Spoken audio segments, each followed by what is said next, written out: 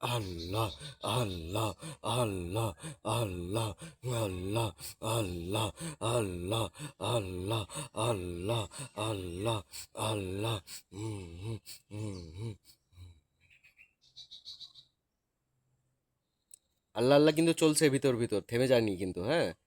এটাকে কলবের জিকির বলে।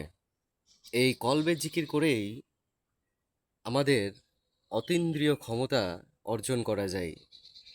এই কলবের জিকির জাগ্রত যদি হয়ে যায় কারো, তাহলে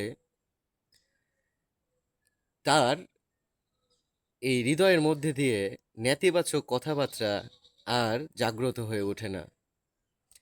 এই হৃদয় চক্র অর্থাৎ হচ্ছে কল্ব যদি কারো পরিশুদ্ধ এবং জাগ্রত হয়ে যায়, তাহলে সেই কল্বে, সেই হৃদয়ে তখন সেই ব্যক্তির আর কথা থাকে না, সেই ব্যক্তির তখন কোনো ইচ্ছা থাকে না।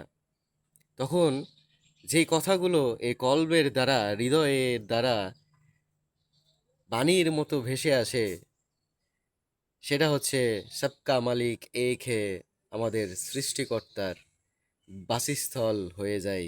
কথাই আছে কিন্তু এই ব্যাপারটা।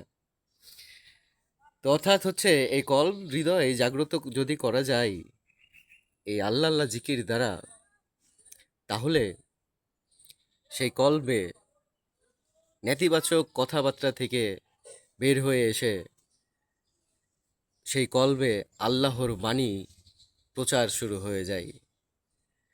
তো এই কলবে জিকির করে আরও কিছু টেকনিক আছে, যে কল্পে জিকির কথা বন্ধ করে শুধু আল্লাহ আল্লাহ, এই যে কলবে, এই জায়গায় আমাদের স্তনের 2 আঙ্গুল নিচে এই জায়গায় জপ আল্লাহর নামটা স্থিতির জন্য যেই আহ, প্রক্রিয়া পরিবেশ দরকার হয়, সেই প্রক্রিয়াটার জন্য আমরা এই দারবেস্থান নামক, এই যে আমরা ঘুরে দেখাচ্ছি আপনাদেরকে, এই দারবেস্থানটা আমি যেখানে আছি এখন, এটাই হচ্ছে একটা দারবেস্থান ধ্যান চর্চা কেন্দ্র। তো এখানে এসে আপনারা চাইলে 40 দিন 41 দিন দুনিয়াবি বিভিন্ন রকমের ক্রিয়া থেকে বের হয়ে এসে এখানে আপনারা সাধনা করতে পারেন। তো এটা হচ্ছে চাঁপাইনবাবগঞ্জ সদর। আপনারা সবাই আসবেন, আমন্ত্রিত আপনারা।